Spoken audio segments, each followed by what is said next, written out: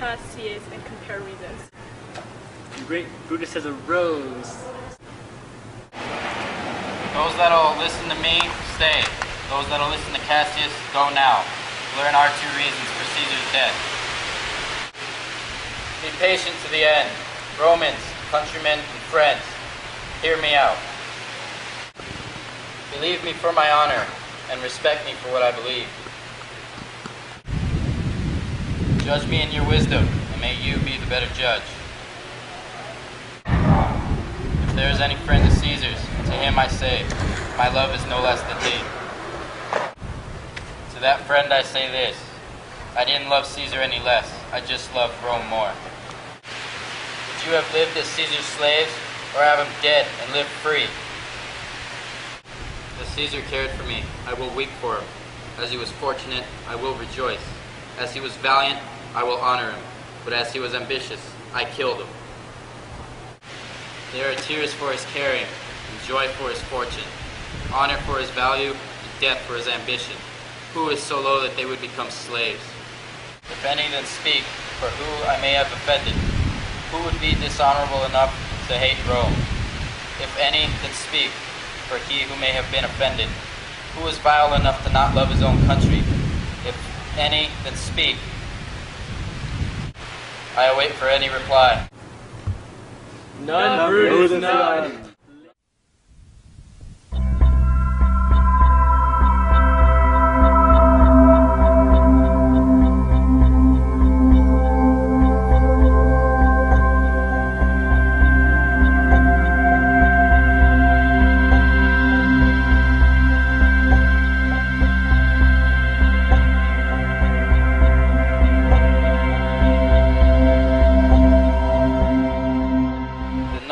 I have offended.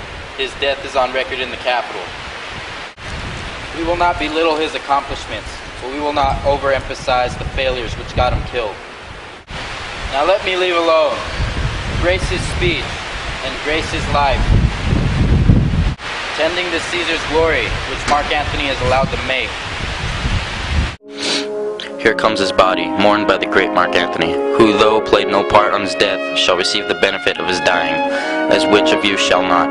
With this I shall take my leave. As I killed my best friend for the good of Rome, I have the same dagger for myself, when it shall please my country to need my death.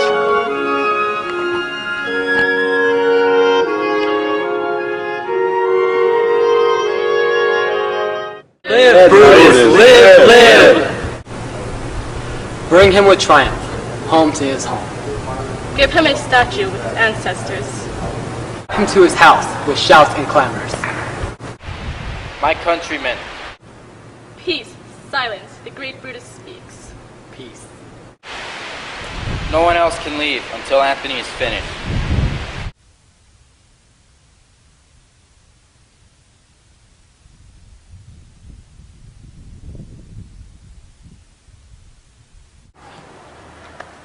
Let him go into the public chair. We will hear him, noble Antony, go up. For Brutus' sake, I am beholding to you. Caesar's been high, the great crown of Brutus. Stay, and let us hear Mark Antony. Peace be no hurt. Of Brutus here.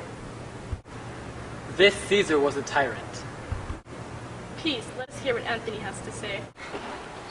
Nay, we are certain that we are blessed that Rome is ruined. You gentle Romans. Peace. Let us hear him. Friends, Romans, countrymen, lend me your ears. I have come to bury Caesar, not to praise him. The evil that men do lives after them. It is interred with their bones. So let it be with Caesar. The noble Brutus has told you Caesar was ambitious. If it was so, it be a grievous fault. As grievously has Caesar answered it.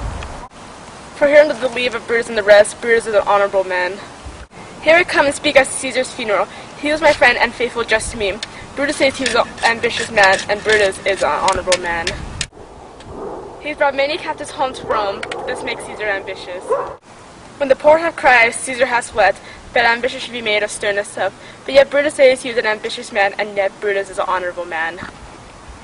You all did see on the lubrical I did present him with a kingly crown. which he refused, was this ambition. Brutus has said he was an ambitious man, but yet sure he was honorable. I disapprove of what Brutus said, but I'm here to come speak of what I know.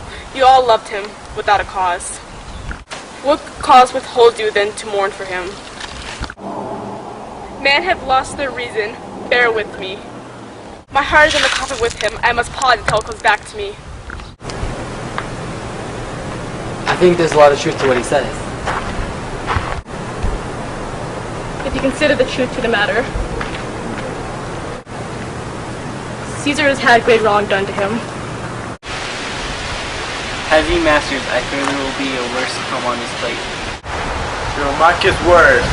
You would not take the crown before he was tempter. He was not of it. Poor soul, his eyes were red as fire with weeping. There's not a nobler man in Rome than Anthony. Now he remarks him. He began to speak. The words might have stood against the world, but now he lies there. Your hearts and minds are mutiny and rage, who do Brutus and Cassius wrong, who you both know are honorable men. I would not do them wrong. I rather wrong myself, the dead, and you. I would then wrong such honorable men. I found in his closet his will. Let the commons hear his testament, which I do not mean to read. Then you'll go and kiss dead Caesar's wounds. Then you'll dip their napkin in sacred blood, and then you'll beg for his hair in memory. In the will, as mentioned, is a rich legacy. We will hear the will. Read it, Martin. The will. We will hear Caesar's will.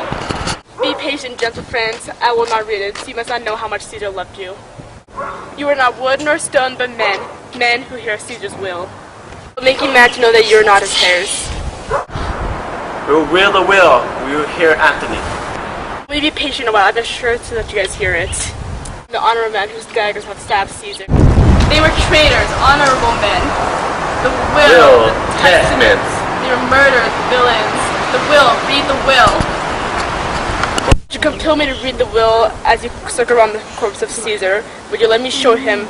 Will you let me descend? Will you give me leave? Calm down. Descend. Stand around. Make room for Anthony. Stand far off. Stand back. Make room. If you have tears, prepare to shed them now. You all the mantle I remember when Caesar first put it on. 'Twas on a summer's evening in his tent, the day he overcame the Nervi. Look in this place, the emptiest Cassus staggered through. Look in this place where Casca is made. As his well-beloved Brutus stabbed as he plucked his cursed steel away. As the mark of Caesar's blood had followed it through rushing doors to be resolved if Brutus knocked or no. For the Brutus was Caesar's angel, judged by the gods how much Caesar dearly loved him. Unkindness cut him off, for Caesar saw who cut him. Ingratitude stronger than a traitor's arms, quite vanquished him than a mighty heart. In the mantle, muffling up his face, even at the base of Pompey's statue, which all around the while great blood fell, and it was Caesar fell. For what a fall it was, my countrymen, you and I fell down. But bloody as treason flourished over us. And now you weep and feel a hint of pity.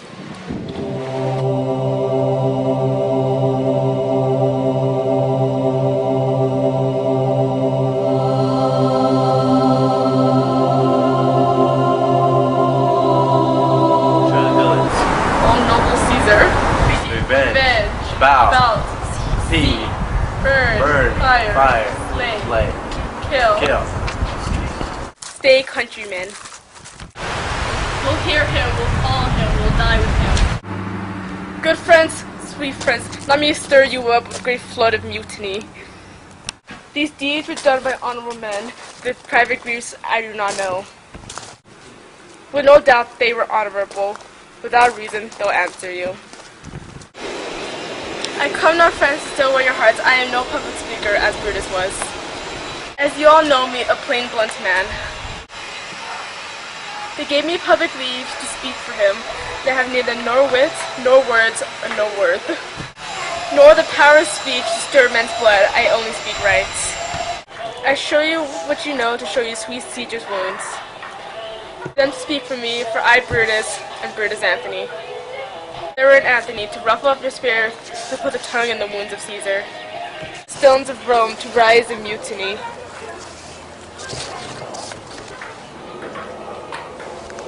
We will burn the house of Brutus. Hear me, countrymen, hear me speak. We will hear Anthony, most noble Anthony. Why, friend, to do what you want, to Caesars deserve your love.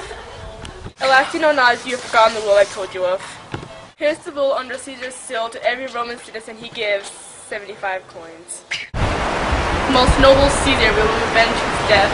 Or Lord Caesar. Hear me with patience.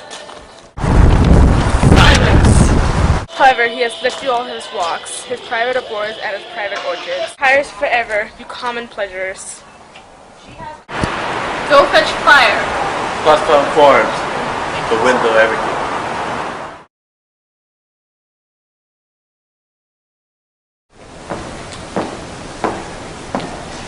I'll go now to see him. Octavius is right just as I planned. Good fortune is on my side.